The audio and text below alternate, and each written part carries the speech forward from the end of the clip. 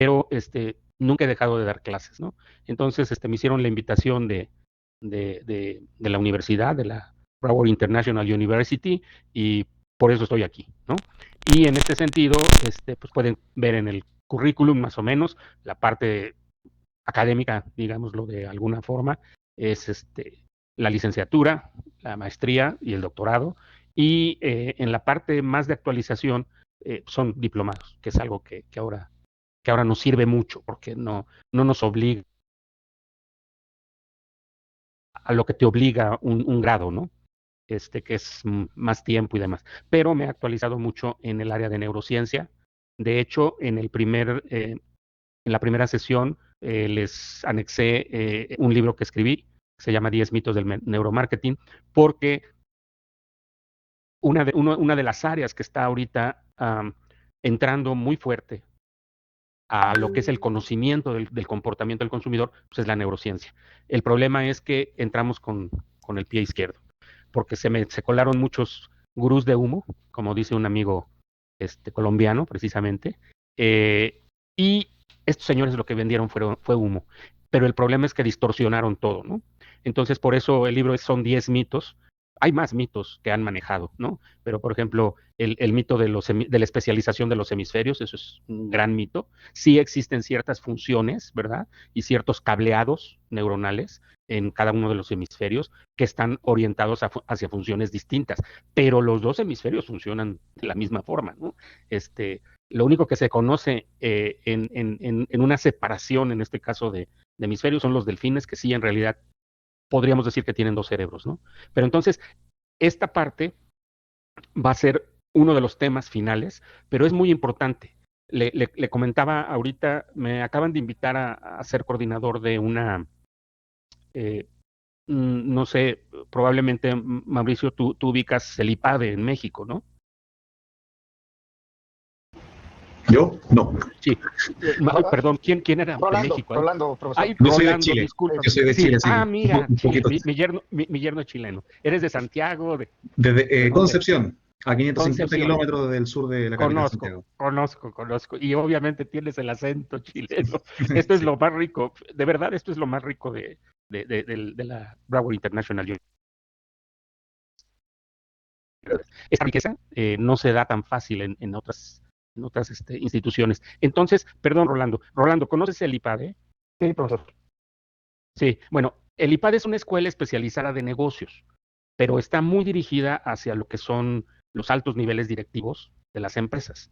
Sí. ¿Sí? No se ofrecen grados. Bueno, sí se ofrece un MBA, pero está muy orientado hacia la dirección, ¿sí? O sea, hacia la parte de dirección dentro de lo que son las empresas. Entonces, comentaba precisamente, me acaban de invitar a coordinar el área de mercadotecnia del IESDE, que es una escuela muy similar a, al IPADE, aquí en México, que es la que tiene más prestigio, o el EGADE, que es del Tecnológico Monterrey.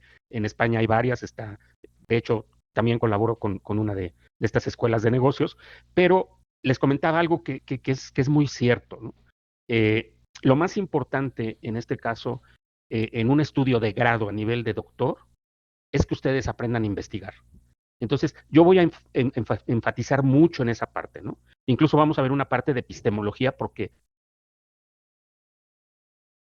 a un nivel de doctorado, aunque el doctorado en este caso esté orientado, obviamente, al área de los negocios. Entonces, esa es un poquito la idea, ese es un poco de mi perfil. Siéntanse en la confianza total, porque la intención de estas modificaciones que hicimos, tanto de programa como de actividades, etcétera, etcétera, está encaminado a que haya mucho más participación, ¿sí? Por parte de ustedes. Antes estábamos muy metidos, en este caso, en la parte, vamos a decir, clases magistrales, pero no, se cambió, y qué bueno, porque yo soy más de este tipo de metodologías. El doctorado que tengo es en educación con énfasis, pues bueno, obviamente me di cuenta de la riqueza de esas bases epistemológicas y demás, ¿no? Entonces, creo que Mirna había levantado la mano y luego Marcelo. Sí, sí, ¿verdad, Mirna? Sí, maestro, ¿cómo está? Mucho gusto. Yo soy Mirna, también soy de México, originaria de Sí. Chihuahua, ahora mismo vivo Se en Playa del nota, Carmen. Chihuahua. Me dice que usted es de Puebla. Mira, yo nací en Puebla, luego viví en Laredo, en el norte, hasta mitad de primaria, y después todo lo demás chilango. Me Ay, fui aquí al la DF. mejor comida. Bueno, me Pero hace gracia porque mire justamente mi taza. mira, pero ahora me vine a estudiar a la licenciatura a Puebla y me quedé en Puebla. Ya, Conocí una güerita de Jalisco y me quedé en Puebla. Y pues estamos qué casados bien. desde hace 40 y tantos años. Sí, sí, Con pero mucho no, la gusto, Talavera de Marcelo. Puebla es famosa, pero también Chihuahua es padrísimo. Ahora, perfecto. Marcelo, Sí, señor, muy buenas tardes, muy buenas noches, buenas. maestro. Qué honor tenerle. Soy de República Dominicana.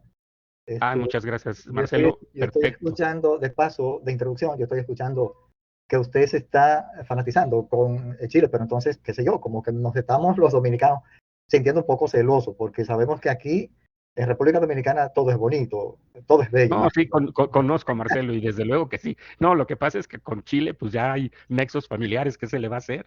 Ah, bueno, ok, muy bien, está bien. Sí, mi yerno es chileno y Ok, entonces pues eso nos hace que hemos viajado mucho a Chile, sí, sí, conocemos, podríamos decir, partes que sí, incluso los chilenos no conocen, ¿no?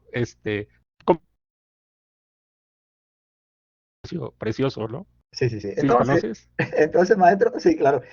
Entonces, qué sé yo, como que, bueno, esta materia me da mucho, yo siento que voy a tener buenos resultados porque de verdad ya he compartido con algunos colegas y digo, bueno, voy a entrar a mi área ya definitivamente, voy a tener un respiro porque bueno, tú haces lo que te gusta, claro, hasta con las cosas que son incómodas.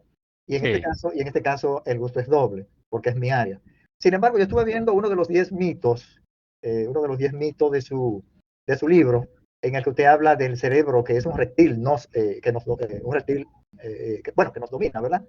Entonces, ujú, hace mención de que la teoría del cerebro triuno dice que incluye el cerebro reptiliano y que tiene una simplificación, ¿no? Y que el cerebro sí humano, es. y que el cerebro humano es mucho más complejo e interactivo. Pero ¿qué pasa? Cuando nosotros entramos aquí a la parte del cerebro triuno, lo vemos como algo, como un modelo, bueno, que ya fue propuesto por Paul MacLean, Es correcto. y que divide el cerebro en tres estructuras evolutivas, ¿verdad? Interconectadas. Entonces, en este caso no lo estamos viendo como los psicólogos, sino con dos hemisferios. Aquí estamos viendo el estudio, ya viéndolo desde el punto de vista en lo límbico, ¿verdad? En la parte límbica y el neocórtex, Ujú. algo así, para que nos Neocórtex, sí. neocórtex. Ok. Esto tiene que ver, maestro, con una especie de concentración neurocientífica triangular. O sea, la parte práctica, la parte teórica y la parte del pensamiento como tal. ¿O a qué se refiere esa parte ahí? No Sí, tengo, mira, por favor. lo que sucede es que la neurociencia es una aglutinadora de neurodisciplinas, ¿ok? Entonces ahí entra la neuropsicología, la neuroeconomía, que es una disciplina académica muy joven, pero que está teniendo un impacto muy fuerte, sobre todo porque lo que vamos a ver se van a dar cuenta de la importancia, neuroanatomía, etcétera, incluso neurotecnologías, ¿ok? Entonces la neurociencia aglutina todas esas disciplinas que la finalidad es estudiar, entender en este sentido el funcionamiento y lo que produce ese funcionamiento del cerebro. El cerebro integralmente. O sea, porque MacLean divide el cerebro y además lo divide desde una perspectiva evolutiva en reptil como el cerebro más básico que tenemos, el límbico como el cerebro mamífero, él le llama así porque ya los mamíferos lo tienen, esa idea de que, por ejemplo, los mamíferos superiores no sentían, es un grave error. Claro que hay sentimientos, claro que hay emociones, ¿sí? Y si no, ve a tu perrito cuando llegas a tu casa, si no cerebro mamífero. Y el córtex, que es lo que nos diferencia de los mamíferos superiores a lo que es el Homo sapiens sapiens, que somos nosotros, que también tuvimos toda una evolución y que también nuestro cerebro evolucionó en este caso, pero actualmente los tres funcionan de una forma integral. Entonces, cuando estas personas dicen que el cerebro reptil nos domina, etcétera, etcétera, pues obviamente es una falacia y es además un reduccionismo enorme porque el funcionamiento del cerebro es muy complejo. De hecho, te podría decir, los grandes neurocientíficos dicen que no conocemos más allá del 10% de lo que va a conocerse en un futuro sobre el cerebro. Conexiones, neuronas, se acaban de descubrir unas neuronas muy, muy específicas ahorita, recientemente, que son neuronas que no se reproducen ellas, pero a través del hipocampo se reproducen. Entonces, por ejemplo, eso fue un mito de la ciencia, de la neurociencia durante mucho tiempo, en el cual se decía que las neuronas ya no se generaban. Sí, sí se generan, aparte de lo que vamos a ver aquí, que es la plasticidad cerebral. Entonces, el problema muchas veces es que la información que nos llega de esos gurús de humo, tergiversada, con la finalidad simplemente de vendernos cursos, de vendernos libros, etcétera, es lo que ha hecho que pues incluso algunos neurocientíficos se metan a escribir sobre neuromarketing, entre comillas. Lo malo es que ya va a ser difícil quitar ese término, pero lo que sería neurociencia aplicada, o lo que le llamamos los que estamos más orientados hacia la ciencia, neurociencia del consumidor. Por eso lo vamos a ver aquí, que es la materia para entender el comportamiento del consumidor y cómo ha cambiado en fechas recientes. Es bien interesante cómo la pandemia hizo un viraje, y eso lo vamos a ver, y cómo lo digital está también produciendo cambios en el comportamiento del humano muy, muy fuertes. Pero entonces es un poquito la idea. Entonces yo les recomendaría, puse el libro porque la vez pasada me pidieron que lo pusiera lo más pronto, en una de las sesiones más primeras, pero yo sí les recomendaría que lo leyeran cuando avancemos un poco más, ¿no? Porque si no pueden caer en estas confusiones, porque se han divulgado tanto estas neurotonterías, así es como le llama una neurocientífica, la doctora Molly Crockett, le llama neurotonterías a todo lo que dijeron estos señores, pero se ha divulgado tanto que pues hay mucha gente que cree en esos mitos. De hecho, precisamente no nada más en neurociencia sucede, o en neuromarketing sucede. O sea, los mitos existen en muchísimas disciplinas, ¿no? Entonces esa es un poquito la idea. No sé si hubiese, Ricardo. Sí, maestro, Uh-huh. buenas noches, reiterada, a usted y a todos mis compañeros. Gracias, Yo le quiero hacer Ricardo. una pregunta porque estoy mirando fenómenos, principalmente en la parte política, en la parte del marketing político. Sí, Muchos jóvenes están ingresando a la posición máxima, que son la presidencia de la República. Y veo que en el marketing se está combinando mucho ese proceso como de las emociones. Ya la gente está cambiando ese sectarismo político por la parte emocional. Si un político te viene con un marketing muy emotivo y tú como que te atrae, y entonces puede cambiar el voto, que ya no se ve como la política tradicional. Es decir, ¿qué papel ha jugado el marketing en esta parte emotiva ya del voto? Es decir, puede ser un político que no tenga sí, ni sí, estructura. No sé si me doy a sí, entender. sí, clarísimo. Toda, Ricardo, por desgracia. Ese es otro de los problemas y otro de los cuestionamientos que se hace al marketing, ¿no? Eh, que si el marketing modifica, o cómo podríamos llamarle, cambia los comportamientos y demás. No, no lo hace. El problema es que sí existen funcionamientos autonómicos del cerebro en donde lo emocional, por eso les decía, los tres cerebros están integrados. Y vamos a verlo aquí con un algoritmo que construí, que también está en el libro, muy claramente cómo entra un estímulo del exterior, que puede ser un mensaje político, un comercial de automóvil, o palabras bonitas en una relación personal. ¿Sí? Eso es un estímulo. Y tu cerebro en este caso lo procesa de la misma forma. Y siempre hay un filtro emocional. Por eso no podemos decir, o sea, el paradigma de la economía ortodoxa que nos decía en este caso que el hombre es un ser económico, es el famoso homo economicus, o sea, hombre económico, no es cierto. Ahora la neurociencia está obviamente demostrando que no, que hay en los procesos de un estímulo que entra a nuestro cerebro y nosotros procesamos y tomamos una decisión, siempre hay una parte emocional muy importante. Entonces, pero tampoco va a modificar el comportamiento, simplemente va a persuadir de una manera pues más emocional, ¿no? Entonces, esa es un poquito la idea. Vamos a Veo que ver uno. dentro de los mitos, disculpe, Sí. en su video, en el video que usted nos dejó colgado en la plataforma, no sé si malentendí que usted dice como que no existe el neuromarketing, que es un mito. Sí, lo que pasa es que así lo bautizaron estos primeros publicistas y mercadólogos que se metieron supuestamente a hablar de neuromarketing. La historia es larga, la voy a tratar de resumir. y ya pasamos a cómo sería el proceso, porque me interesa mucho también que entiendan bien el manejo del sílabus y de la guía, ¿sí? Porque ahí está todo. Y después lo que yo veo es que hay personas que se despistan y de repente no suben un material que tenían que subir en una sesión. Y como ahora además las separamos, ya no es constante el subir materiales de parte de ustedes, entonces va a ser muy importante explicar esa parte. Lo que sucede es que en 1990, y esto lo vamos a ver ahorita, en 1990 se hacen inversiones grandísimas por parte del gobierno de los Estados Unidos y por parte de la Unión Europea en apoyo a investigación en neurociencia, ¿sí? Empiezan a hacerse esas inversiones. Son 2 proyectos que ya en el 2000 se consolidan, pero entonces estas inversiones ayudan a que se generen muchas mejoras en las neurotecnologías que se tenían. Cefalografía, resonancia magnética funcional, etcétera. Todo lo que son tecnologías que nos permiten medir biométricas o establecer imágenes para hacer interpretación. Son las 2 grandes áreas de las neurotecnologías, imagenología y biométrica. Entonces, se desarrollan estas y se desarrolla la neurociencia. Empezamos a ver al cerebro funcionando en vivo. Antes no se podía, antes se tenía que esperar a que se muriera la persona, hicieran en este caso una autopsia, abrieran el cráneo y vieran qué había pasado en su cerebro para observar problemáticas como el lenguaje, como todo lo que son las afasias, lo que tiene ahorita el actor que me cae muy bien, Bruce Willis, ¿no? Que es una afasia destructiva tremenda, porque ahorita ya cada vez está peor. Pero ese tipo de cuestiones, pues, tenía que morir la persona. Ahora no, ahora ya lo podemos ver. Y ha mejorado tanto que lo podemos ver incluso funcionando, o sea, en video.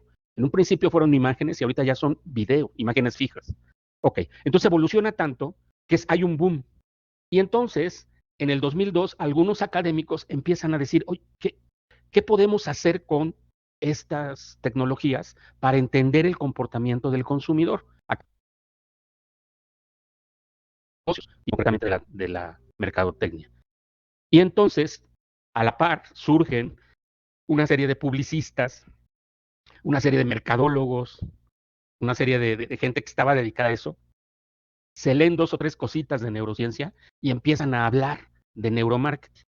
Estos primeros académicos, concretamente el doctor Alan Smith de la Universidad de La Haya, en Holanda, es el que pone el término. Pero él es un académico que empieza a hacer estudios. Estos cuates que empiezan a hablar de los 3 cerebros y de una serie el botón de compra y una serie de tonterías que son los mitos, ¿sí? Lo divulgan y se divulga a un nivel comercial. Entonces, por ejemplo, no me negarán los de Colombia, estoy casi seguro que alguno llegó a escuchar de Jürgen Klarik, empiezan a hacer grandes conferencias cobrando muy, muy bien. En España, por cierto, tiene una demanda porque fue a hacer un máster de 12 horas, imagínense un máster de 12 horas, ¿no? Pero pues la gente lo compra porque quiere un papel. Y en este caso, costaba 2.350 euros, 12 horas de supuestamente hablar de neuromarketing, que eran puras tonterías. ¿Qué es lo que sucedió en este caso? Pues que por desgracia, los que empezamos a hacer una neurociencia del consumidor, con bases científicas, con metodologías, con protocolos, ¿sí? Nos separamos de eso. El problema es que está el más barato de los 3, sí, sí es cierto. Disculpe, profesor, le interrumpa. Habla Luis de Colombia y pues, estoy de acuerdo con usted. Jürgen Klarik es un fenómeno aquí en Colombia, inclusive tiene una ciudad tiene una ciudad de base que es Medellín, y semanalmente hace conferencias y no encuentra usted cupo para llegar allá. Y la verdad es que sí, es un divulgador, como lo llama usted, y tiene muchos adeptos, demasiados adeptos. En bases científicas, ese es el problema. Sí, claro. Y tiene muchos adeptos, es más, yo lo compararía como una religión, porque ya las personas lo imitan, ya las personas lo imitan en su tono de voz, en cómo habla, cómo se viste, porque tiene un código de vestimenta negro, claro, y lo siguen. Gracias, profesor, muy amable, interesante. Sí. No, al contrario. Y sí, gracias por apoyarme, porque olvídate, en Colombia yo tuve varios problemas, incluso, como dices tú, de esos seguidores, alguno me fue a escuchar en alguna ocasión y me enfrentó de una manera que cómo me atrevía en este caso a decir lo que estaba diciendo, ¿no? Entonces, pero bueno, entonces, ¿cuál es la idea? La idea es que sí, es un área está desarrollándose, que nos puede servir mucho, que obviamente ya en la política se ha aprovechado, que es entender precisamente la respuesta a nivel, vamos a decir, de alguna forma preconsciente ante estímulos. Entonces, obviamente, como les decía, la parte emocional juega un papel importantísimo. Entonces, el filtro que hace el sistema límbico siempre va a ser importante. Pero aquí incluso vamos a ver un ejercicio en donde van ustedes a poder entender cómo se procesa, ¿sí? Aquí la cuestión en este caso es que tenemos que ser muy interactivos. Entonces, esa parte sí, seguramente voy a pedirles un poco más de tiempo de lo que es el tiempo de la clase, para que veamos precisamente ese ejercicio que es muy fácil, creo que lo estructuré bastante claro para que se entienda. Pero vamos a ver en este sentido, desde esta primera sesión, cómo evolucionó vamos a decir de alguna forma, la investigación de las personas. Porque como comentaba ahorita con su compañero Ricardo, precisamente empieza con la parte política, ¿no? Entonces, pero finalmente, a partir de los años 60, el marketing, un amigo mío aquí de la Universidad Autónoma de Puebla, escribió un libro junto con dos amigas también, investigadoras de la Universidad Tadeo de Bogotá, un libro muy interesante en donde él le llama marketing conceptual. Esto es, el marketing, yo siempre digo, el marketing se hace en la calle y después lo llevamos a la academia y entonces en la academia desarrollamos, obviamente, vamos a decir así, la conceptualización de muchas cosas. Pero el marketing realmente nace... Bye. Se está despidiendo mi nieto. Ahí viene el otro. Bye, hijo. Bye. Ahí está el chileno. Es que hay chileno aquí, Mauricio. Ok. Y entonces, en este sentido, lo que vamos nosotros a ver es que a partir de los años 60 hablamos de un marketing conceptual que ya empieza a tener bases científicas muy fuertemente. Entonces, por ejemplo, en los 80 se incorpora mucho de la antropología y la antropología es fundamental. ¿Por qué? Porque la antropología estudia la cultura. Entonces, por ejemplo, hicimos estudios para una empresa que entra a Colombia, que si alguno está en Bogotá, que es donde hay más, se llama Oxxo, es una tienda de conveniencia muy interesante. En el caso de Chile, Oxxo compra a una cadena que ya existía de conveniencia, tenía un nombre como americano, ¿no, Mauricio? No recuerdo bien cómo se llamaba. Sí, pero tampoco lo recuerdo, pero no era tan grande. No, pero aquí es donde viene la estrategia, la compra para poder... Ajá, exactamente. Exactamente. La compra para poder precisamente aprovechar ya puntos de venta establecidos, ¿no? Entonces, pero si se dan cuenta, por ejemplo, de ahí, ya ahora hablamos en la academia de estrategias de expansión en función de adquisición. Pero ¿quién lo hizo primero? Pues las empresas. Bimbo hizo lo mismo también. Pan Bimbo, pues yo creo que todos lo ubican. En este caso, discúlpame Mauricio, pero Pan Ideal ya es Bimbo. Acá se llama Ideal. Sí, pero ya es Bimbo, ya le pusieron el osito, ¿no? Sí, es que es una panadería de mucha tradición en Chile, de muchísima tradición. Pero bueno, entonces, esta materia va hacia cómo hemos podido ir estudiando tanto al mercado, o sea, el conjunto de consumidores, a las personas, esto es, a los consumidores, y en este sentido muchas veces a los grupos que en marketing le llamamos tribus, que son grupos que por cuestiones culturales se unifican, ¿no? Por ejemplo, hicimos un estudio en Santiago de Chile y detectamos 38 tribus urbanas. En ese momento eran millennials.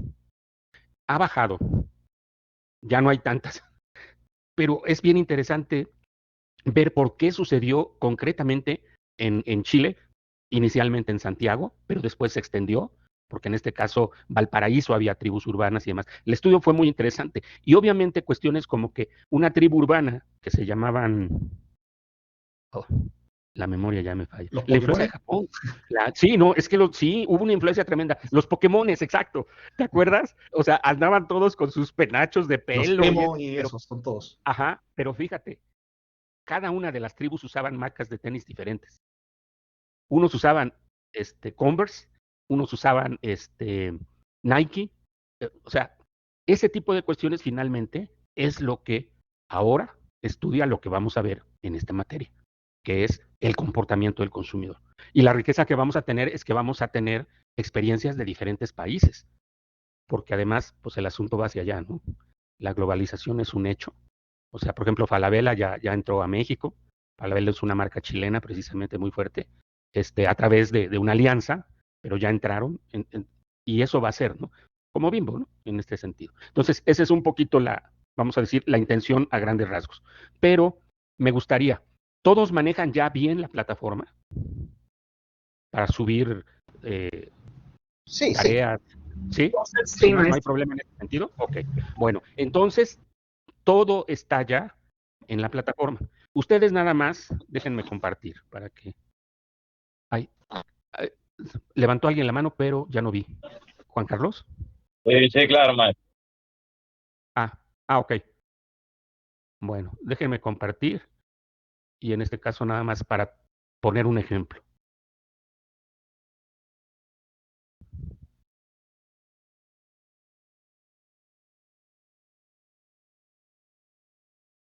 Ay, no la abrí, permítanme tantito.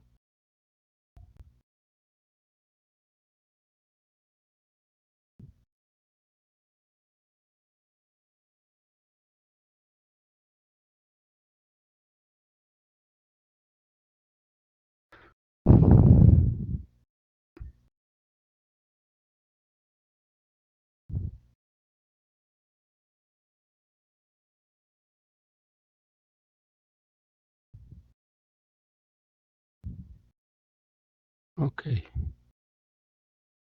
Ahora sí, comparto.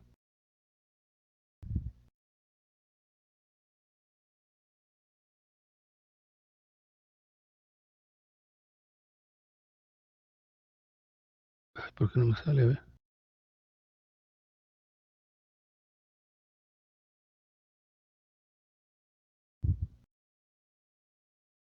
Ay, es que no.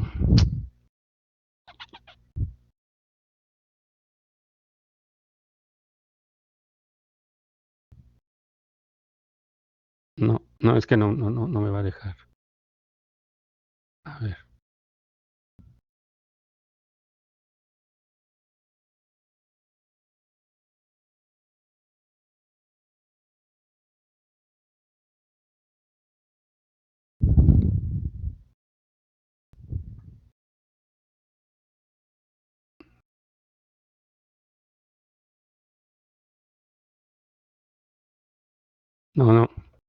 No me permite compartir, pero bueno, les explico.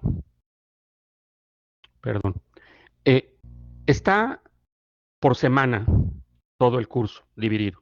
Entonces, en la primera semana está el material que antes yo compartía y exponía en una clase magistral, ¿sí?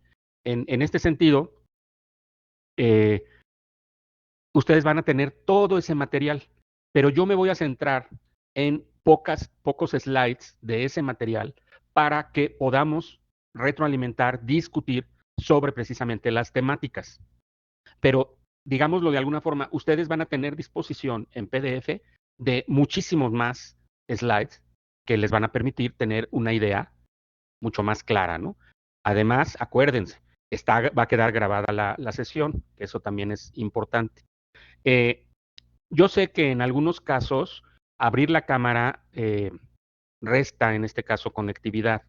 Entonces, no hay problema, los que puedan abrirla, les recomendaría que la abrieran porque va a ser muy interactiva y ahora incluso hasta unas sugerencias que mandaron es ver precisamente la expresión de ustedes, cuando en un momento dado, pues sí, a veces expresamos cara de aburrimiento o cara de no repitan o cara de ya córtenle, etcétera, etcétera. Y la idea en este sentido sería precisamente eso, si no por lo menos abrirla cuando vayan a participar. Eso sería ideal. Entonces, esa es una cuestión.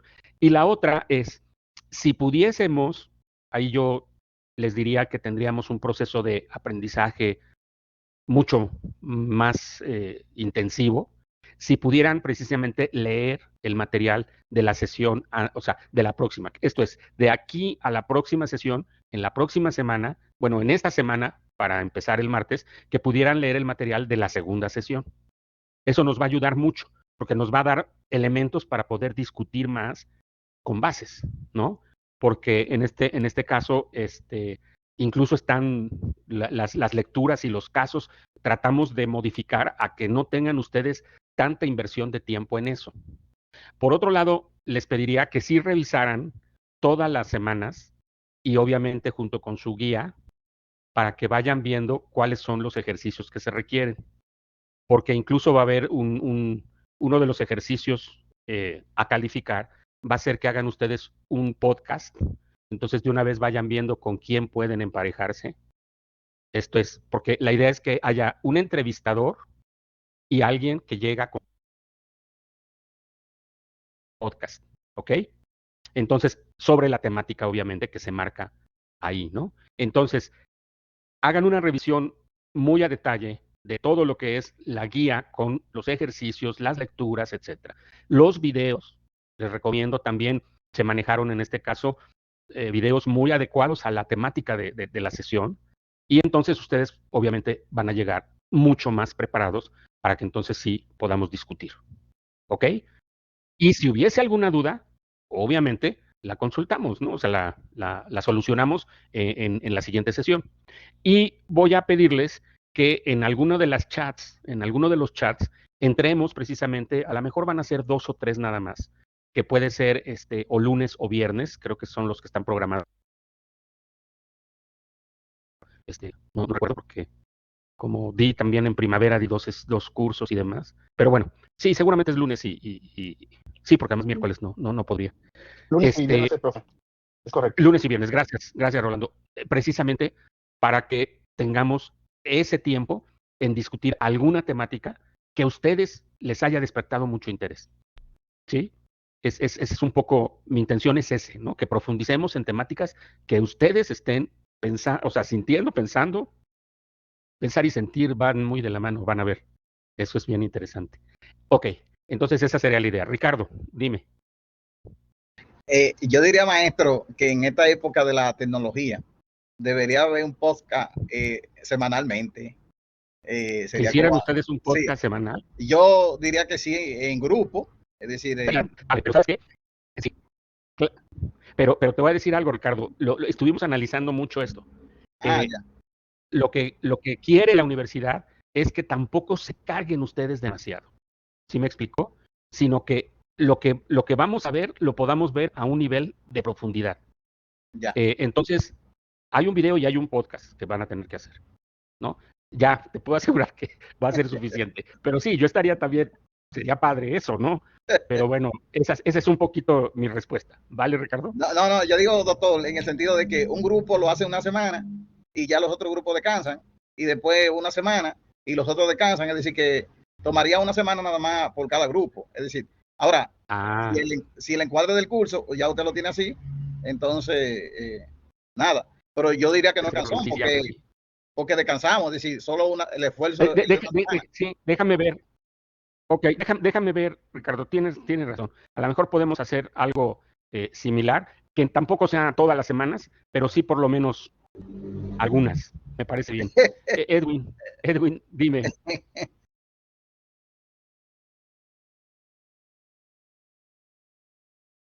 Sí, te escuchamos, Edwin. Se cerró tu micrófono. Listo. Creo que no está funcionando tu mic. ¿Me escuchan ahí? No te escuchas, Edwin. Hola. Hola, ya, listo. Decía que esa es la opinión de Ricardo y la respetamos, pero debemos de someter a votación esa sugerencia.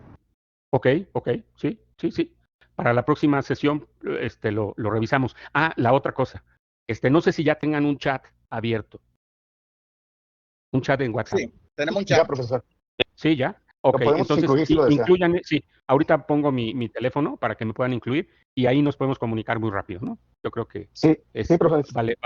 Vale. Es un chat exclusivo de esta clase. Excelente, excelentísimo. Ok, entonces déjenme ahora sí compartir, vamos a ver estos 3 No son 3, son creo que 5. Estos 5.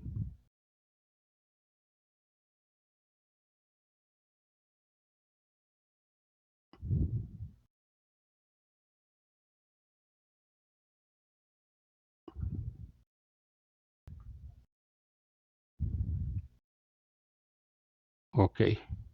Sí, dime, Juan Carlos. Profe, buenas noches. Juan Buenas Carlos noches. Mejía, de República Dominicana. En esta materia no está, bueno, en la mayoría de materias que nosotros hemos dado, está que toda semana nosotros trabajamos un foro y trabajamos una parte de investigación. Esa dinámica no es igual en esta materia. No, sí van a hacer ustedes una presentación final por equipo, pero yo sí quisiera avanzar un poquito para que ustedes vayan, por lo menos unas 3 sesiones, vayan dándose cuenta cómo es, o sea, el contenido, básicamente, y elijan un tema para exponer al final por equipo. Eso sí. ¿Vale? ¿De cuántos serían los equipos? ¿De cuántos? Pues no sé, o sea, mira, yo siempre digo que 4 trabajan bien. El quinto normalmente ya va por las botanas y el sexto pone la música. Entonces, yo creo que 4 es un número adecuado.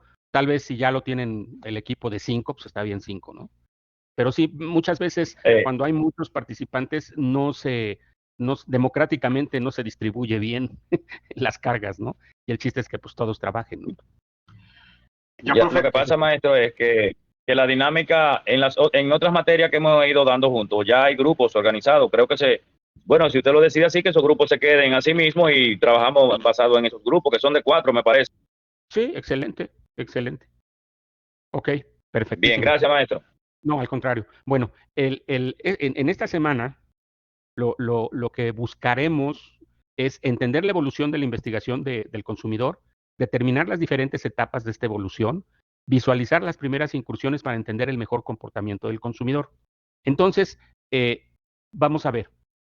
En la primera etapa, que es previo a 1900, en 1800, sí, ya tienen un rato, en 1824, un periódico de una ciudad en Estados Unidos realizó un sondeo, porque en realidad no podríamos llamar que era una encuesta. La encuesta ya tiene bases científicas, ¿no? Un sondeo sobre por quién votaría la población para la presidencia de la República. Lo interesante en este caso es que fueron 600 entrevistas por ahí, lograron determinar quién ganaría en términos de votos. Pero ustedes saben que en Estados Unidos están los comités electorales y esto hace que algunos estados del país tengan un peso mayor en la toma de decisión final del ganador.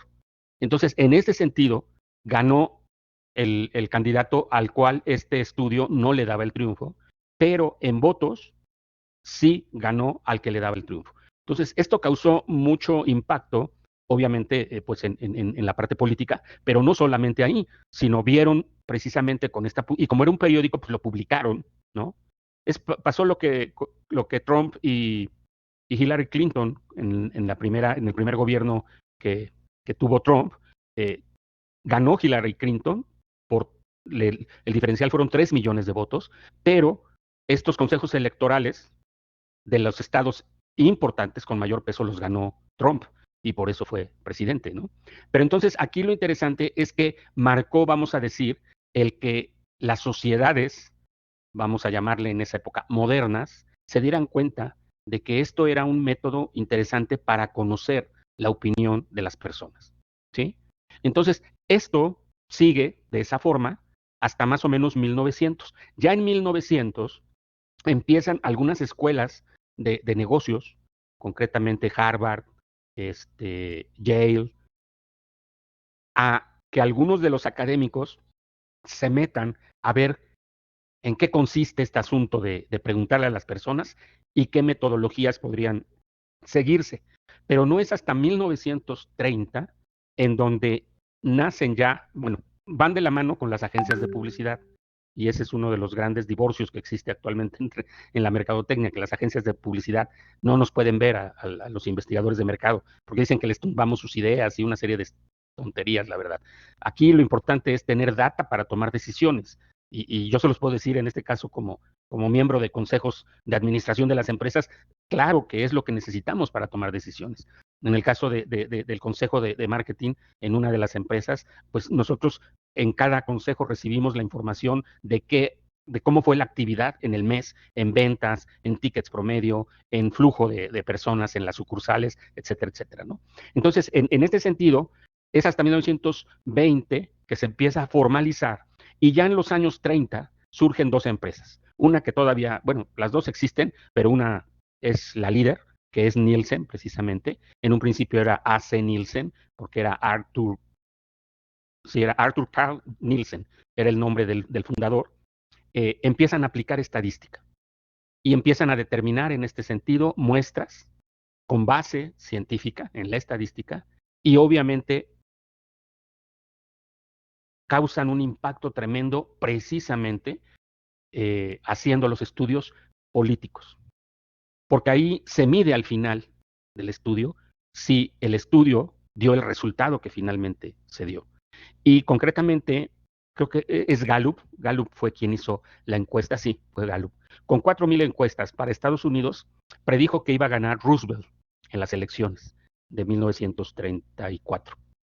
Y en este sentido, ganó Roosevelt, y además ganó por mucho. Y todo el mundo decía que no iba a ganar, por una serie de circunstancias. Entre otras, pues no sé si lo sepan ustedes, pero él padeció de polio y entonces era una persona minusválida, pero sin embargo, bueno, resultó ser uno de los mejores presidentes de los Estados Unidos, sacó a Estados Unidos de la Gran Depresión, etcétera, etcétera, etcétera. Pero en esa elección fue muy determinante. Y entonces, obviamente, tanto la academia como las empresas dijeron, pues esto sí sirve. Y empezaron, obviamente, un enfoque básicamente cuantitativo, es como le llamamos ahora, que es a través de encuestas. Una encuesta es el número total de entrevistas que se hacen en un espacio determinado, ¿sí? Entonces, obviamente, si en ese espacio hay 1 millón de habitantes, mucha gente dice, ¿cómo es posible que con 600 entrevistas tú puedas extrapolar o como se conoce en estadística, inferir, ¿sí? Lo que va a suceder en esa población? Pues sí, sí. ¿Por qué? Porque la muestra se hace con una serie de metodología, con una serie de protocolos, se determina la muestra, se segmenta, eso lo vamos a ver posteriormente, etcétera, y eso nos permite que con un número relativamente reducido de entrevistas, nosotros podamos inferir a partir de esa muestra lo que la población piensa, lo que la población quiere comprar, la marca que prefiere, etcétera, etcétera, etcétera. ¿Sí? Entonces, es una forma, les iba a decir, cuando proyecto, yo no veo, déjenme si ahorita lo puedo hacer, pero no creo. No veo. Va avanzando, doctor. Va por la segunda. Sí. Son 5 Sí. No. Lo que no veo es si alguno de ustedes levanta la mano. Ahorita nada más escuché que alguien o entró o levantó la mano. ¿Alguien levantó la mano? No, fui yo que levanté la mano, doctor. Dime.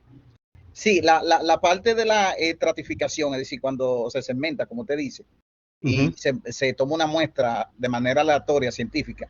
Por eso que uno ve que algunas veces, cuando se está midiendo un candidato a la República y se hacen los sondeos muchas veces difieren de la encuesta, del método científico aplicado por la encuesta, porque el encuestador, es decir, la probabilidad de que te mida o de que, decir, te entreviste para ver por quién tú vas a votar es muy mínima.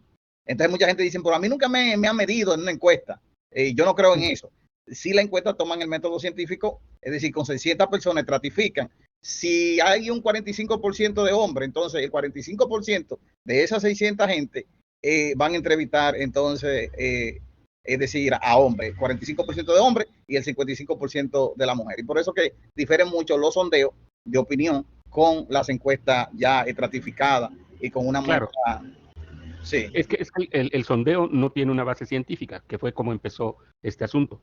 En este sentido, los estudios basados en una muestra científicamente determinada son los que sí te dan precisión. Yo te puedo decir algo.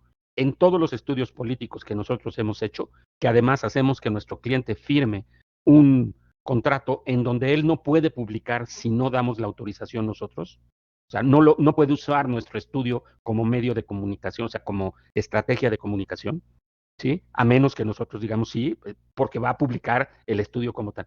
No nos ha fallado ninguno. Y te estoy hablando de que tenemos más de 25 años. El primer estudio que hicimos en Mercadies, que es la empresa que fundé, fue político precisamente. Y a partir de entonces, no sé cuántos habremos hecho, no nos ha fallado uno solo. Pero ¿qué sucede? Yo tengo la formación de investigador, yo tengo la licenciatura en economía. Entonces, en economía te forman como investigador. Y por otro lado, yo meto muchas cuestiones. Después tengo una maestría en economía espacial. Entonces, yo meto muchas cuestiones precisamente de geoespacialización. Ahora tenemos tecnología para hacerlo, etcétera, para levantar lo que se conoce como el levantamiento de la información. Entonces, a lo mejor nosotros tenemos, vamos a suponer, en una ciudad de 3 millones de habitantes, una muestra de 600 entrevistas. Pero nosotros sabemos dónde vamos a hacer las entrevistas, cómo las vamos a hacer, etcétera. Y no nos ha fallado. O sea, lo hacemos científicamente. Esa es básicamente la diferencia. Ahí también hay mucho gurú de humo, hay mucho charlatán, que con una licenciatura y 2 materias de investigación de mercados, se avientan a decir que pueden hacer investigación de mercados. Ese es el problema, ¿no? Aparte de que nosotros manejamos diferentes programas, nosotros ahora todo es digital, desde el levantamiento, nosotros ya no usamos papel, utilizamos tablets, etcétera, ¿no? Pero entonces, desde cómo diseñas el cuestionario, etcétera, esa va a ser la diferencia, ¿vale? Entonces, a partir de los años 60, empiezan a darse cuenta que lo cuantitativo nada más mostraba los cuantos, pero en un cuantitativo nunca puedes poner una pregunta que diga, vamos a suponer, ¿qué refresco prefiere? Coca-Cola, 80%, es más o menos el porcentaje que siempre sale, ¿eh? Coca-Cola es cliente nuestro aquí en México, es muy grande, la embotelladora FEMSA es Coca-Cola en casi toda América Latina.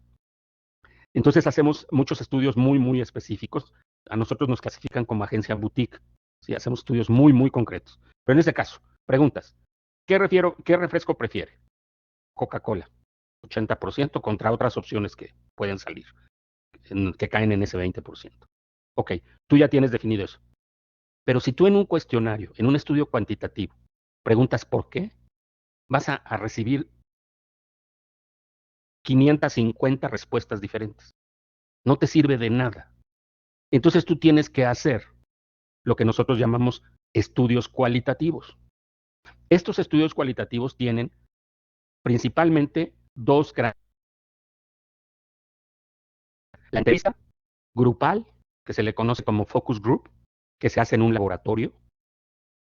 La entrevista personal dentro de esta misma entrevista. Y por otro lado, la antropología, para ver el comportamiento del consumidor in situ, esto es, en el lugar donde realiza el consumo. Entonces, por ejemplo, cuando nosotros hacemos estudios antropológicos en tiendas de autoservicio, pues obviamente tenemos una serie de personas que les llamamos reclutadores, que nos consiguen personas con el perfil que nosotros requerimos. Y nuestros reclutadores nosotros los tenemos segmentados por niveles socioeconómicos. Entonces, ellos, ya sabemos, vamos a suponer, Alejandra son niveles socioeconómicos bajos. Entonces le decimos, Alejandra, necesitamos 3 personas con estas características. Ama de casa, que compra en uno de nuestros clientes es una cadena de autoservicios que se llama La Gran Bodega. Entonces, ¿qué compra en La Gran Bodega? Nos da los datos de estas personas, se le visita, por eso los estudios son caros. Se le visita, se le invita, se le dice, haga usted su supermercado. Sabemos que lo va a hacer en La Gran Bodega porque es cliente de La Gran Bodega y nosotros le vamos a pagar su súper. Pero va a ir una persona junto a usted y va a ir platicando y de repente haciéndole algunas preguntas. Entonces, ese método es un método antropológico, es un método etnográfico. Entonces, ahora la investigación cualitativa que nace en los 60 y que nace de una investigación cuantitativa, ¿sí? Preguntándole nada más a la gente sin metodología y demás, ahora utilizamos toda una metodología. De hecho, las 2 metodologías que utiliza la ciencia para conocer los fenómenos ¿sí? Es la cuantitativa a través de encuestas y la cualitativa a través de entrevistas, estudios antropológicos, etnográficos, etc. Pero eso se consolida hasta los años 80. Si se dan cuenta, es muy joven, realmente. Ya en los 90 ya está consolidada la investigación cuantitativa y la investigación cualitativa. ¿Que la hemos ido enriqueciendo? Sí. A partir del 2000 entra precisamente el neuromarketing, que por desgracia entró con el pie izquierdo, como les comentaba, pero a partir del 2008 hay neurocientíficos que empiezan a hacer cuestionamientos de lo que estaban diciendo estos gurús de humo, barbaridades, como decía la doctora Molly Crockett, bueno, ella dice neurocharadas, pero en español, al menos en México, charada no utilizamos, entonces yo le puse neurotonterías. Estas neurotonterías las empiezan a divulgar, pero a partir del 2008 hay neurocientíficos y académicos que empiezan a cuestionar y dicen, el mejor nombre sería neurociencia del consumidor. Y lo que sería el neuromarketing sería la aplicación que la neuroeconomía y la neurociencia del consumidor estudia desde dos puntos. Desde la parte teórica y desde la parte, en este caso, experimental. Entonces, lo que hacemos nosotros en Mercadies es lo que están viendo ustedes ahí en la imagen de este funcionario, de este ejecutivo de Nielsen, ¿no? Que ahora se llama Nielsen Neuro y ahora ya se llama Neurociencia del Consumidor. En ese momento hubo una transición. Nosotros ya nacimos como Neurociencia del Consumidor porque yo primero estudié y después me di cuenta de todas las barbaridades que estaban diciendo sobre neuromarketing. ¿Y qué hacemos? Experimentación. Esto es, por ejemplo, tenemos a un grupo de personas que le aplicamos una neurotecnología que puede ser la resonancia magnética. Perdón, no, la resonancia magnética, eso lo vamos a ver. Hay algunas neurotecnologías que en marketing no se pueden aplicar por costo, porque son intrusivas para el sujeto de estudio, etc. Respuesta electrodérmica. Conseguimos a 30 personas con el perfil que nos interesa y medimos. Y entonces tenemos una muestra que biológicamente es representativa. Y entonces podemos hacer inferencias y análisis estadístico o, en su defecto, un número menor con una entrevista al final para obtener la información que nos interesa. Entonces, por ejemplo, nosotros vemos que hay un estímulo emocional muy fuerte cuando vio al cachorrito en el anuncio, ¿no? Porque los cachorros son impresionantemente emocionales para nosotros los humanos. O sea, los cachorros de perro, o también de gato también, pero es más impactante el perro. Y entonces vemos que ahí hay y le preguntamos al final, ¿qué fue lo que te generó al ver al cachorro?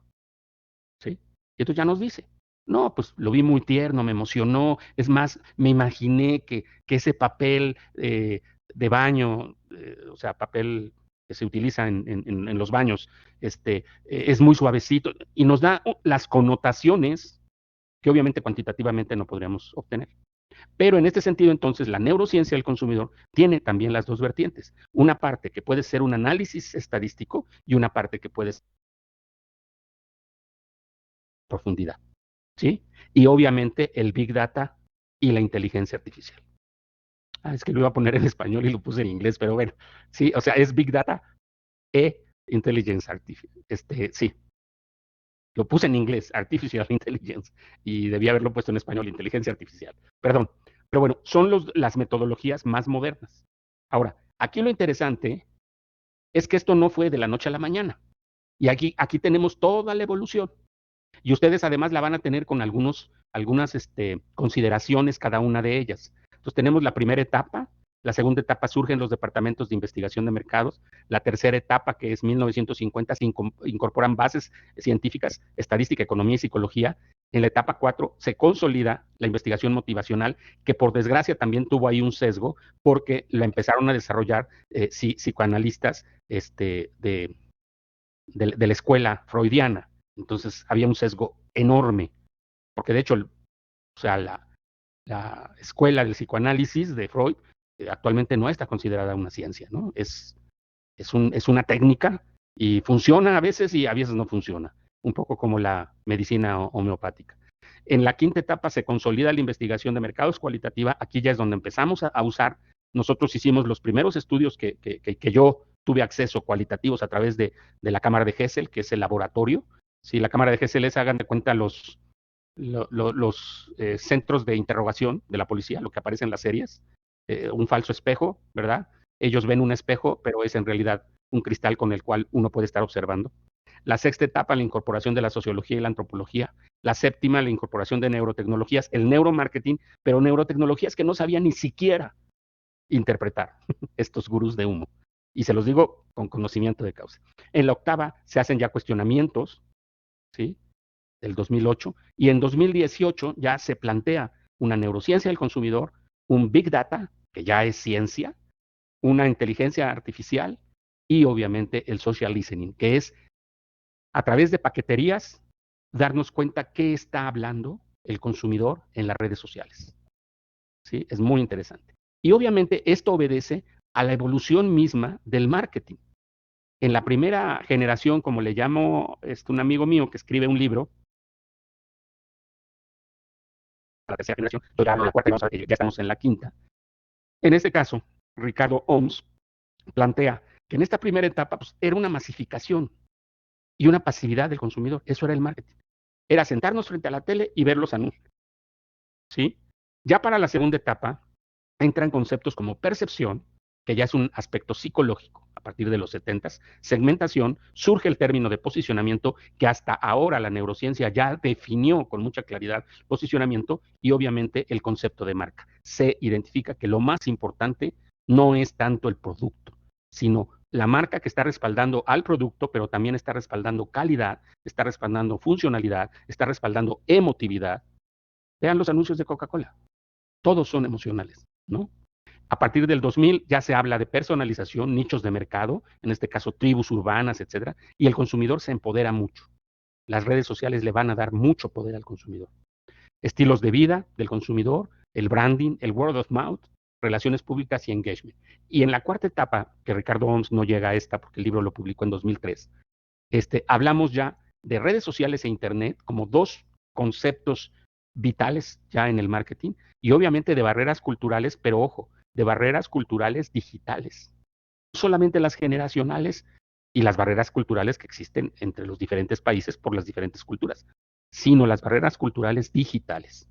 ¿Sí? Entonces ahí vemos que, por ejemplo, los baby boomers, yo soy baby boomer, yo un baby boomer porque soy de los últimos de los baby boomers, pero yo veo con muchos de mis amigos que no tienen ni idea de lo que es lo digital, ¿no? Y son personas preparadas. Claro, yo por la parte académica pues tuve que meterme a todo y pues no había de otra. Entonces, estilos de vida en la red, el branding, pero ahora el branding en la red. Ahora hablamos de word of net, o sea, la palabra en la red, ¿sí? Relaciones públicas en la red, y obviamente un concepto que surge, que es el engagement, pero ahora ese engagement lo tenemos que hacer offline y online, que es muy diferente a cómo nació el concepto a partir de los años 2000. Y ahí vemos cómo se van dando las diferentes investigaciones, los diferentes enfoques que ya expliqué ahorita, de la investigación de acuerdo a la misma evolución del marketing. Y entonces llegamos a esta última etapa en la que estamos, en donde tuve la oportunidad de conocer a esta niña, la de negro. ¿Cómo se llamaba? Tenía un nombre bien, como algo así como ahora, hijo, se me olvidó ahorita, qué pena, lo voy a escribir para que no se me olvide. Pero entonces ella me presentó precisamente al equipo de la Universidad de León, en Castilla, que tienen ya un área en la universidad. Vean el equipo. Estamos hablando de 1, 2, 3, 4, 5, 2, 4, 6, 11 personas trabajando en lo que ellos le llamaron Marketing Research Group. Y hacen investigación de mercados, marketing digital, comportamiento del consumidor, city marketing, marketing de moda, marketing turístico y neuromarketing, que les digo, ya va a ser muy difícil quitar el término, pero sí me interesa que ustedes tengan la idea clara de la diferencia entre lo que va a ser el neuromarketing, que sería la aplicación en estrategias del conocimiento que obtenemos de la neurociencia del consumidor, de la neuroeconomía y de las otras neurodisciplinas, como es la neurofisiología, etcétera, etcétera. Por eso, si te metes a este campo, pues tienes que saber incluso de cuestiones químicas, porque en este sentido mucha de la transmisión de información entre las neuronas es química pura, ¿sí? Entonces, esto es lo interesante, cómo evolucionó, ¿ok? Ahora sí, vamos a platicar. Entonces, doctor, sí. En realidad, neuromarketing se puede decir, se puede extrapolar como neurociencia del consumidor. Es decir, Esa sería la palabra base. Sí, es la propuesta que hacemos varios de los que nos dedicamos a esto. Otra pregunta. Mercadie, que es la empresa que usted Fundé. Sí, fundó. Mercadie no podría establecerse como una en República Dominicana. Tuvimos una experiencia en Nicaragua, pero llegó el actual dictador, porque ese señor no es un presidente, y bueno, nos corrieron. Pero sí, o sea, va a depender, ahí ya va a depender mucho de mi hija, pero yo creo que sí se puede. La experiencia que tuvimos, lo que pasa es que ahora con lo digital, precisamente, pues ya no se requiere tanto, ¿no? Por ejemplo, nosotros tenemos clientes en Colombia, en Perú, ¿no? Y pues ya mucho se hace a través de la virtualidad, ¿no? Pero bueno, o sea, lo platicamos, Ricardo, con mucho gusto, ¿vale? Sí, porque aquí hay muchos doctorandos que podrían, es decir, no sé, habemos, porque yo me incluyo, es decir, en ese sentido, principalmente en la parte política, porque aquí las firmas encuestadoras están muy desacreditadas, es decir, no hay ningún tipo de, no sé si lo hacen científicamente, pero en realidad se venden al mejor postor y logran crear como esa percepción que una mentira repetida muchas veces se convierte en una verdad y entonces la percepción hace que un candidato X, un candidato Y gane las elecciones. Producto de eso. No. Mira, podría hacerse algún tipo de capacitación y más y que ustedes desarrollaran el asunto, con mucho gusto, pero si quieres lo vemos. Sí, con mayor detalle, pero muy interesante. Claro. No, sí, y en este caso te puedo decir algo que es relevante en cuanto a lo que estás diciendo. Precisamente ese nicho que nosotros decidimos, de hecho, no depender de lo político, permitió muchas cosas muy interesantes. Y se puede hacer. Y sí, desde luego que conozco toda la historia de las diferentes agencias, como dices tú, que se venden. Esa es la verdad, ¿no? Y lo que dijiste de una mentira repetida 100 veces se vuelve verdad. Eso se conoce como agenda setting. Es muy interesante. No lo vamos a ver aquí, pero es muy interesante. Eso es más de política, precisamente. Pero es muy interesante. Y hemos hecho mediciones para comprobar que la agenda setting funciona. ¿Qué es esto? Después de 20 veces que están viendo que va a ganar fulano, la gente piensa que va a ganar fulano y a veces no sale a votar o de plano dice, pues mejor voto por el que va a ganar. Porque hay como un efecto de cola.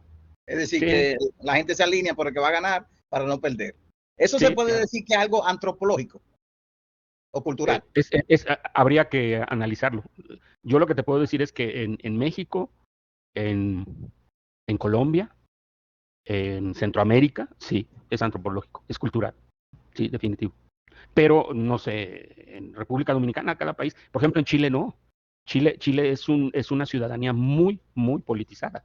Digo, que a veces se exageran porque se rasgan los hábitos, los de un lado y de los del otro, pero es una ciudadanía politizada. En Chile no afecta, vamos a decir, los aspectos culturales en ese sentido. Ellos sí se van a votar por lo que ellos consideran que deben de votar, ¿no?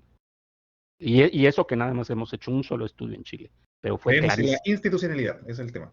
Exacto, exacto. Son institucionales. Pero bueno, habría que ver en República Dominicana. Marcelo, dime. Sí, señor.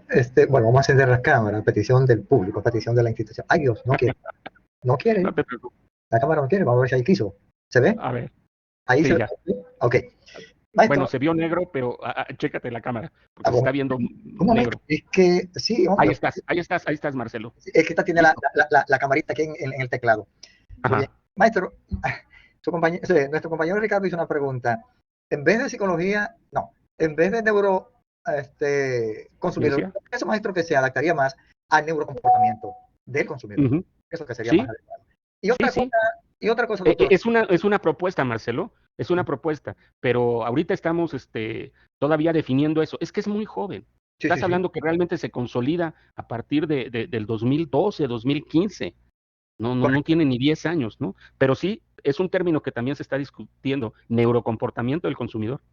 Correcto. Doctor, sáqueme de duda porque yo estoy en aula frente a estudiantes y ellos son a veces muy astutos. Sin embargo, tengo algunos maestros, profesores del área de psicología Y tenemos un problema, yo he leído en muchos autores de mercadeo sobre la búsqueda, o sea, detectar, descubrir las necesidades, no crearla. Y no quiero irme a lo que son las fisiológicas, porque por default, como decimos, esas vienen consigo, intrínsecamente en el individuo. Sin embargo, yo tengo que ver a través del comportamiento, las actitudes, cómo se maneja, cómo se comporta cada comprador o cada potencial cliente. Yo tengo que ver sus movimientos, sus formas, sus actitudes, cómo se mueve, cómo lo hace, para entonces yo saber quizás qué es lo que hay en su caja negra, para entonces yo determinar, diseñar el producto, no crearle la necesidad, porque la necesidad está con el individuo. ¿Verdad que sí? Es implícita, totalmente. Es más, esa expresión de el marketing crea necesidades es un absurdo. La necesidad está, el marketing descubre la necesidad y entonces desarrolla una estrategia,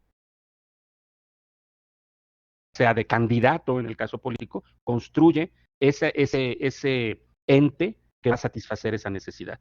Pero la necesidad, y como dices, por default, las fisiológicas, obviamente ahí están, pero realmente el consumidor actualmente se mueve. Si usamos la pirámide de Maslow, que sigue siendo funcional, a pesar de que Maslow la determina en los años 30, nos sigue dando una idea muy clara de cómo funciona. Entonces, a partir de lo social es donde ahora nos movemos. Porque además el humano, el cerebro, de hecho, es social.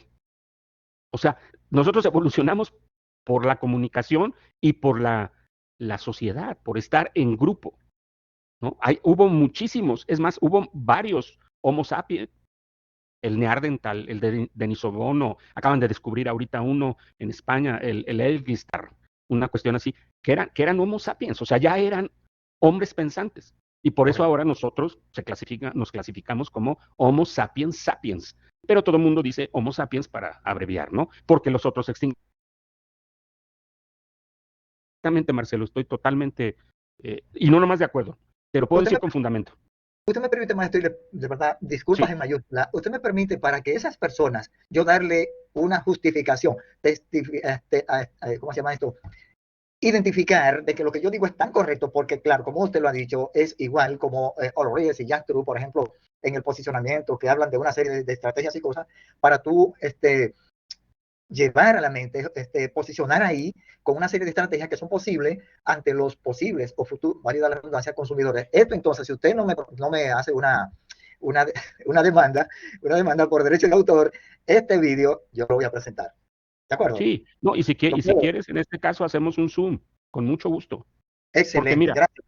Hay una cuestión aquí para todos, ¿no? Porque si se dan cuenta, esto está interesante porque nos llevó, Marcelo, a esa parte que vamos a ver con más detalle, que es precisamente, existe una necesidad, no la creamos, existe, pero hay que descubrirla. Y esa es la razón precisamente de la investigación, en este caso del consumidor, ¿sí? Que ahora ya incluso utilizamos neurociencia. Entonces, fíjate, la neuroeconomía te explica ya perfectamente ese concepto de posicionamiento que la mercadotecnia no había podido explicar. Se les ocurrió a Ries y a Trott, los creadores del concepto de posicionamiento, que además eran dos consultores, no eran académicos, eran dos consultores, pero después ya hicieron toda una relación con la academia y demás, porque es totalmente ambiguo decir, posicionamiento es el lugar que guarda una marca en el cerebro, bueno, en la mente del consumidor. Vamos a ver, no es propiamente que el cerebro sea un hardware y la mente sea un software, no. Esa analogía no. Pero sí, el cerebro procesa una serie de dinámicas, comportamientos, etcétera, a tener una mente. Pero la mente es algo que todavía no podemos definir con claridad, ¿no? Ahí entra hasta la parte filosófica, la parte religiosa, etcétera. Pero en este sentido, la neuroeconomía ya te lo explica. Lo vamos a ver aquí. Es pasar de un sistema, que Kahneman, que fue premio Nobel de Economía, siendo él psicólogo, pasar de un sistema que él le llamó sistema 2, que es el que piensa, analiza, cuestiona, etcétera, a un sistema 1 que funciona de forma automática.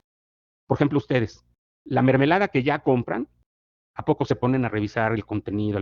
Toman el envase y lo ponen en el carrito, ¿o no? Ese sistema 1. Pero si les dicen, oye, llegó una nueva mermelada chilena, no es cierto, estoy haciendo ya la broma, Ricardo, no, una nueva mermelada muy sabrosa, francesa, Dominicana. Contenido, ve el precio, hace un análisis. Dominicana hace el análisis y todo. Ese es sistema 2. Entonces, ¿cuál es el posicionamiento? Cuando logras pasar una marca del sistema 2 al sistema 1. Eso es posicionamiento. Y eso es un planteamiento nuestro que de hecho está en el libro y además he hecho papers y demás para hablar de esta parte que es importante, ¿no? Muy importante. Ok, ¿algún otro comentario? El mercadeo descubre la necesidad, no la induce, sino no que la crea. descubre. Exactamente. Exactamente. Marcelo habla así porque es mercadólogo, oye.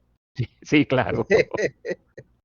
Ok, ¿alguna pregunta? A ver, las damas, Marisol y Dani, ¿quién quiere participar? ¿Quién quiere preguntar? ¿Quién quiere comentar? Mercedes, Mirna. Estamos escuchando, profesor, estamos escuchando. Bueno, poco a poco voy preguntándoles de dónde son. Marisol, ¿de dónde eres? En Santo Domingo, República Dominicana. Dominicana. Oye, hay muchas personas. ¿Quién hace la promoción? Le voy a preguntar a la doctora Verde. ¿Quién hace la promoción en Dominicana? Porque hay muchos. Pero qué bueno, qué bueno. Ok, entonces, sí, gracias. En este sentido, ¿algún otro comentario? Vamos a ir viendo, como les comento, poco a poco, pero vamos a llegar a obtener todo esto. Dime, Luis. Profesor, hay otro concepto también muy asociado a lo que una mentira repetida varias veces que se llama el efecto Mandela. Y también es utilizado en marketing, y también hay algunos divulgadores que se han apropiado de ese concepto y lo han malinterpretado también. Sí, claro. Y fíjate que esto está en política determinado en un modelo que se llama agenda setting, que es precisamente meter en agenda lo que te interesa. Y es increíble, pero mucho de esto, ¿saben de dónde viene? De los nazis. Sí, desde Goebbels. De Goebbels, exacto, ¿sí? De Goebbels, viene de él. Él es un maestro. Una receta que han aplicado. Muchos políticos, aquí el anterior presidente de nosotros, el cabecita de algodón, sí, no, ese desgraciado parecía cada vez que hablaba que estaba dando el discurso Goebbels. No, nada más que en español. No, terrible. Pero bueno, por desgracia, aquí viene lo importante, que adquiramos una conciencia ciudadana y, como dijo Mauricio, que es bien importante, una institucionalidad en nuestros procesos electorales, ¿no? Pues si no, van a seguir llegando barbajanes a gobernar, ¿eh?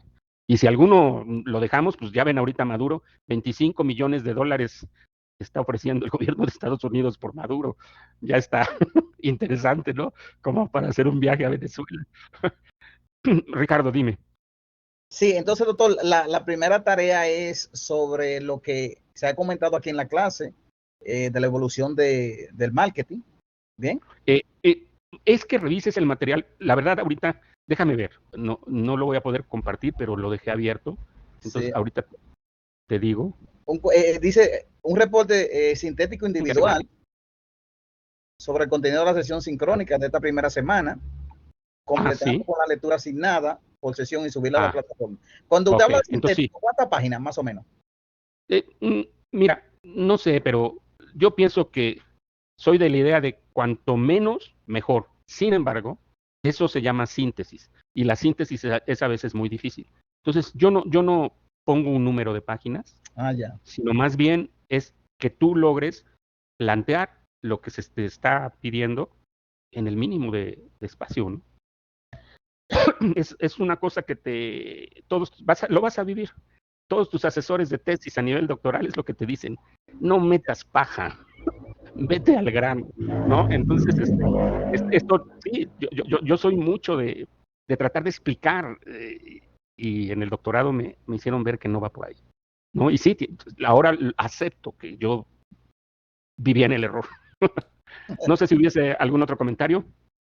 Sí, pero todo está muy claro, ¿eh? Me esforcé mucho en que quedara muy clarito. Aquí ya se hizo de noche. Ustedes todos ya están de noche. Mayra, dime, Mayra. Sí, buenas noches. Solo una consulta. No sé si es que yo no le he dado una lectura comprensiva a las instrucciones, pero en las indicaciones para la entrega de la tarea 1, ¿cuál es el día y la hora máxima para entrega, igual que para el foro de discusión? Pregunto esto porque como tenemos diferentes horarios, ¿verdad? Según el país donde residimos, siempre hacemos la pregunta si domingo a la medianoche, si lunes, si martes, y cuál es la que va a predominar, ¿verdad? Gracias. Es correcto. No, gracias a ti, porque sí, eso sí no está. Yo sé que va a haber algunos trabajos un poquito, vamos a decir, más ligeros y algunos van a ser un poquito más pesados. Yo les diría, ustedes pueden subirlo en el momento en el que quieran, pero el límite sí les pediría que fuera la clase siguiente. Esto es, hasta el martes, para que yo después de la clase pueda meterme, revisar, porque después de repente se dan una acumulación que se pasa uno medio día o más revisando, ¿no? Entonces, si vamos dosificándolo de esa manera, pero entonces tienen, vamos a decir, pues más de la semana, ¿no? Y si alguno quisiera adelantar algo, está especificado en la plataforma y con mucho gusto, ¿vale? Porque la plataforma correlaciona de inmediato nombre del alumno, tema y correspondiente en sesión. La plataforma lo hace en automático. Entonces, si alguien quisiera adelantarse, no se los estoy pidiendo ni sugiriendo, sino simplemente, Rolando, dime. Para recordarle, profesor, si nos puede compartir su teléfono y agregarlo al grupo de esta clase. Ay, hay gracias, un compañero Rolando. aquí que es el administrador y lo Sí, no, se gracias, encargaría de Rolando. agregar. Ahorita lo pongo, ¿eh? Permítanme tantito.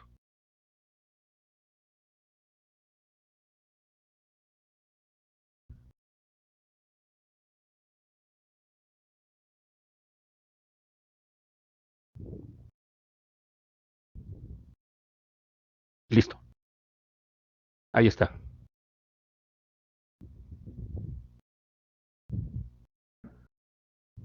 ¿Alguna otra pregunta o comentario? Sí, dime, Mirna.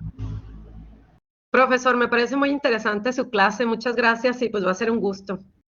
Ah, no, gracias a ti, Mirna. Y sí, no porque yo la dé, sí, es un tema muy interesante. Porque saben que van a encontrar incluso ustedes mismos de repente, caray, pues por eso compro ese producto.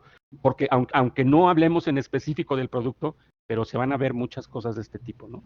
Y van a ver cómo la pandemia nos cambió, cómo lo digital nos está cambiando y nos seguirá cambiando, ¿no? Una última que se me estaba olvidando. Utilicen inteligencia artificial. No hagan copy-paste, porque acuérdense que hay un programa que ya tenemos nosotros que se llama Turing, que lo detecta. No lo hagan, pero sí utilícenla. Es muy valioso. Y acuérdense, por otro lado, lo más importante de la inteligencia artificial es cómo, sí, eso sí, pero lo más importante de la inteligencia artificial es cómo le preguntas. Entonces, desde ahí viene la parte estratégica.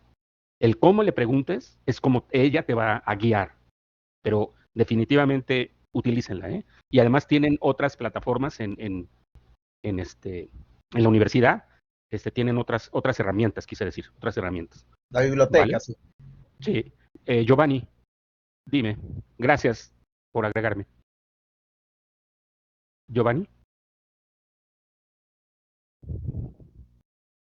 Creo que no está activado el micrófono, Giovanni. Se ve abierto, pero no te escuchas. Ok. No, gracias a ustedes. Bueno, si no hubiese otra pregunta. Doctor, muy interesante su clase, mire, nadie se quiere ir de aquí. Yo no me quiero ir. No, pero algunos tendrán compromisos. Incluso el dormir, Ricardo. Yo no, porque aquí apenas son las 7:13, ¿no? Pero algunos otros. Pero si hubiese algo más, alguna otra duda, con mucho gusto. Esa es la idea, que podamos hacer este intercambio de ideas y de conocimientos. Yo aprendo siempre mucho. Me he gustado la clase, porque unos compañeros me dicen que yo quiero poner una franquicia de mercadillo. No, mire, bueno, a ver si me da tiempo, porque no lo consideré. Acabo de terminar un caso para el IESDE, precisamente, y sobre el daño que puede hacer cuando no planificas bien una expansión por franquicias. Ya. Se llama Café Punta del Cielo, fue muy exitoso, pero terminó comprándolo un grupo de Colombia, ¿no? Café Entonces, Punta del Cielo. No, de Colombia, no, de Guatemala. Era Café Punta del Cielo. Y fue muy exitoso en México. Aquí incluso Mirna estaba afirmando, pero ¿sabes qué lo quemó? Las franquicias. Porque se le empezaron a echar para atrás en la época en la que debieron haber hecho un solo frente, ¿no? Que fue previo a la pandemia y después de la pandemia, ¿no? Y entonces ya lo compró un grupo guatemalteco. Ni modo. Los guatemaltecos están creciendo. Ok, pues bueno, que descansen. Sí. Mucho gusto y me gustó mucho el grupo a mí también. Muchas gracias. Dios te bendiga, feliz noche. Buenas noches a Gracias. todos. Chao, chao. Buenas noches. Gracias. A todas. Gracias, feliz noche. Las mujeres casi no hablaron, doctor. Buenas noches. Es que Ricardo no nos dejó hablar.